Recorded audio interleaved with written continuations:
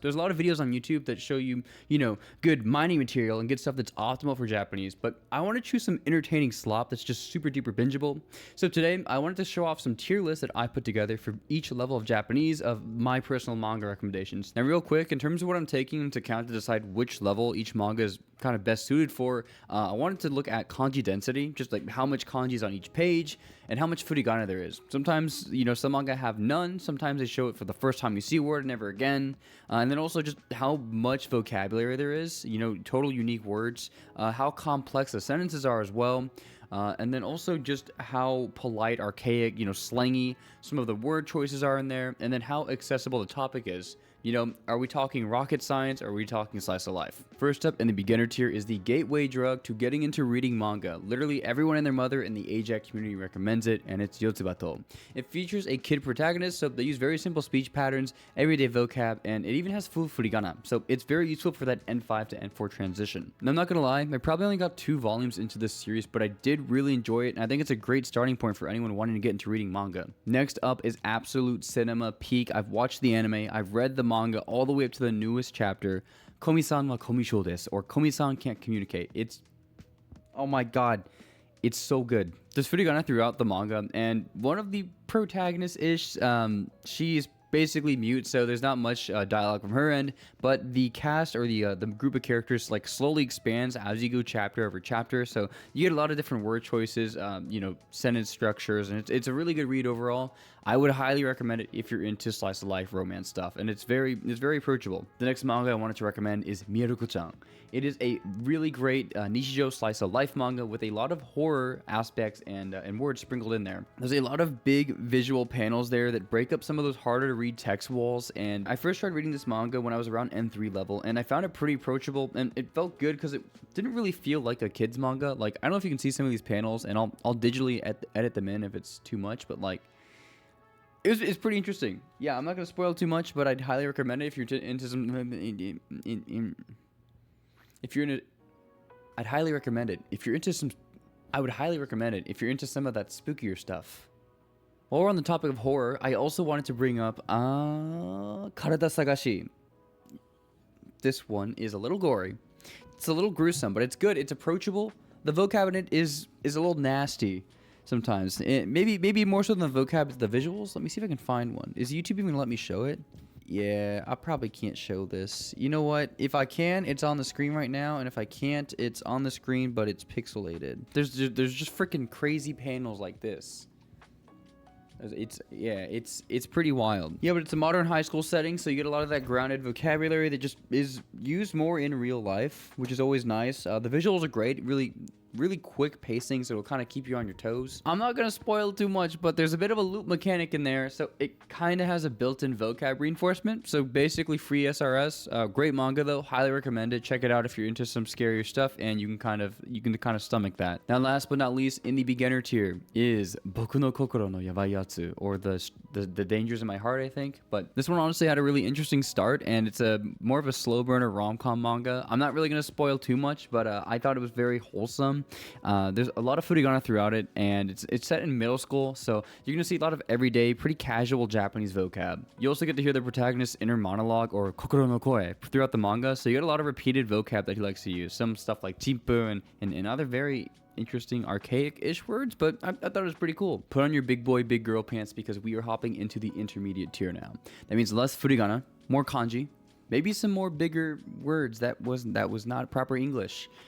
First on the list is Seihantai na Kimi to Boku. This is one of my personal favorites. It's about a loud and outgoing Suzuki and a quiet, reserved Tani. Complete opposites, kind of as the title says, right? Seihantai. Without spoiling too much, I'll just say it's a really great romance manga that focuses on sets of 2 very different people hopping into relationships. So, very solid. I would highly recommend it. If you're trying to smooth talk your other half in Japanese, this manga has a lot of natural conversational romance, as well as contrasting speech styles between, the couples, as well as a modern school setting. So, this kind of is where it leans a bit more towards beginner, with not that much specialized vocab. There is a bit of emotional nuance, though. You know, you get the lovey-dovey talk between people. The main reason I wanted to personally throw this into intermediate, though, is, you know, you're going to see lots of talks about, you know, hair, makeup, nails, other things like that, and other pop, maybe not pop culture references, but I just found a lot of modern slang words in there that I had to do lookups for. If you're on the go with a manga or just wanting a simpler flow to mine from it, I highly recommend checking out Migaku. They have a cool OCR feature that lets you take pictures of your immersion materials, scan the text in real time, and do lookups and make cards all on your phone. I found it to be a pretty useful tool, especially if I want to grab a manga, take it over with me to the cafe, let's say, and get some immersion in. Also, if you're starting from zero, you can check out their learning academy that gets you kickstarted with words, kanji, and everything to build a very solid foundation to get started on your immersion journey when it comes to Japanese. If you're obsessed like I am with pitch accent as well, they also do color coding on their words on your vocabulary cards. They also have support for YouTube, and if you're on your computer, Netflix as well, so you can mine from your favorite TV shows, YouTubers, and content creators. Having this tool that lets me mine Japanese sentence cards from a wide range of sources, also saving, you know, audio, screenshots, pictures, has helped my Japanese learning journey feel very balanced. If this sounds interesting to you, you can get an extra month for free on me when you go to migaku.com/desu. They're also doing 50% off the lifetime plan. So huge thanks to Migaku for sponsoring today's video, and let's get back into it. Another one of my personal favorites that I think every human on Earth should read is Dandaran. So you have one person who believes in ghosts but not aliens, and then another person who believes in aliens but not ghosts, and they end up daring each other to visit haunted spots and UFO sites, and it actually turns out that both exist, and they are now facing all of these paranormal threats together. This manga is action-packed with a lot of references to the occult, maybe not the occult, but it just felt kind of culty, so you do get a wide vocab range.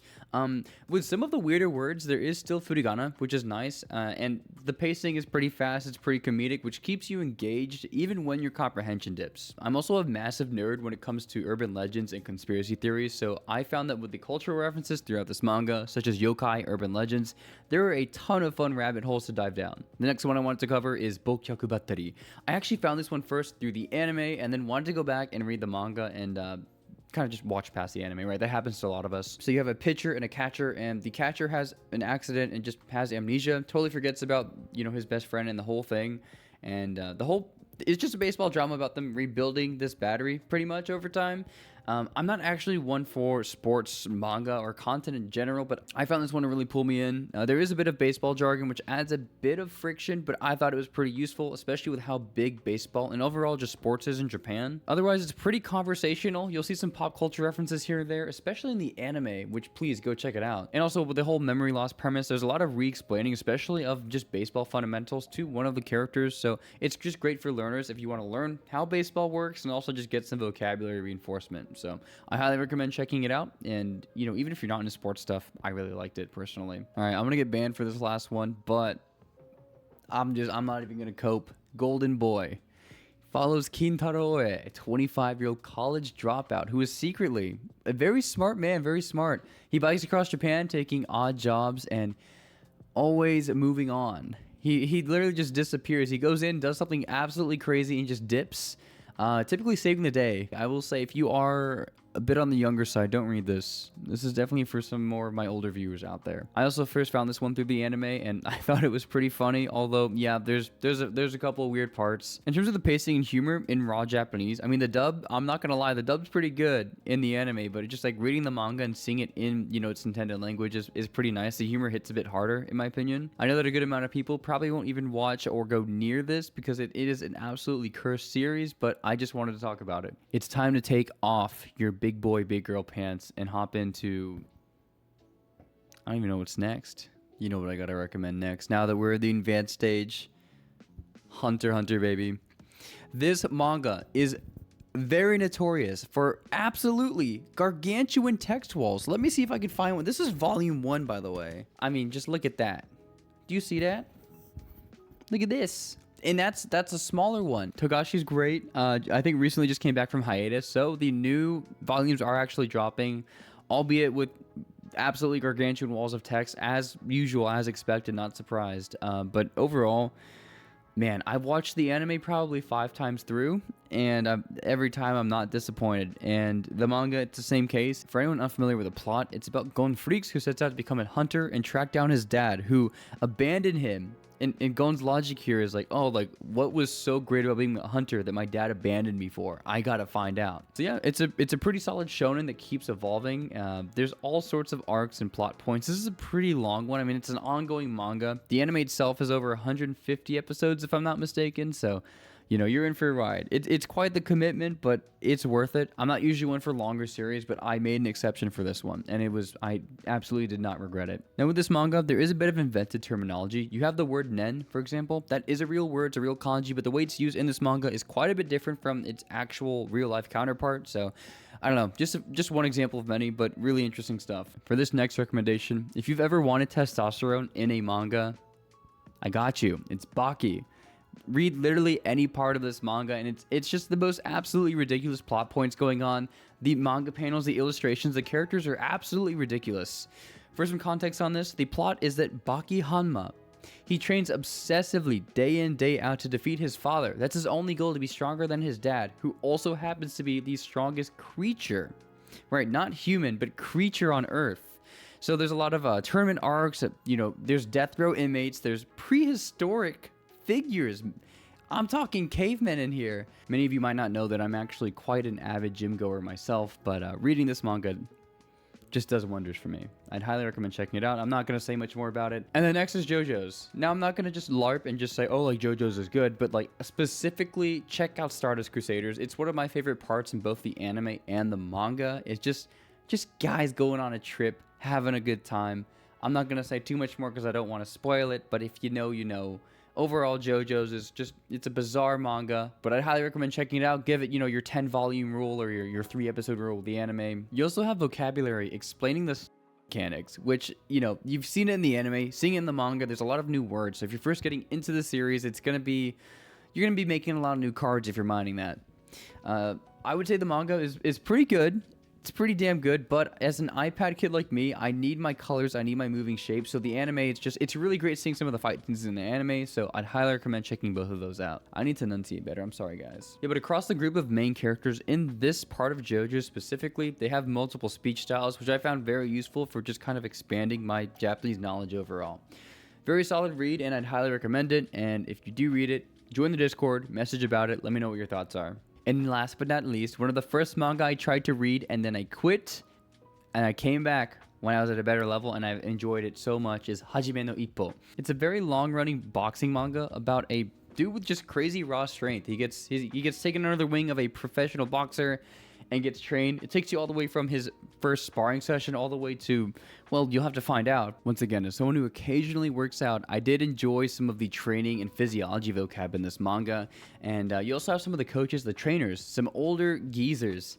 And they have a different way of speaking, which I thought was pretty cool. Got to pick up on some new stuff there. It was a pretty solid story overall. It does get a bit repetitive in the sense of, oh, you have the character training and then going on in a fight and then training, getting stronger. But I thought that sense of development was very inspiring and kind of cliche, but like I kind of, at the time, I was applying to like, oh, like it's just like AJATT. It's just like AJATT, you know, you're gearing up and getting ready to immerse in your next piece of content. I do want to clarify that this is a list of manga that I have strictly read. I've done the research. So you're not going to see ones on here like Death Note or One Piece because I just haven't gone around to reading them yet and I do not want to lie to you guys. So yeah, if you do think there is manga that I absolutely need to read so I can include on a future video like this, please drop it down in the comments. And otherwise, please join the Discord where we have a ton of motivated Japanese learners. We've got an anime club, we got a book club. But as always, thank you so much to these wonderful channel members for supporting me. If you want to see your name up here, you can do so by becoming a member down below. And I will see you guys in the next video. So as always, keep learning, keep reading, keep grinding, and I will see y'all in the next video. Peace.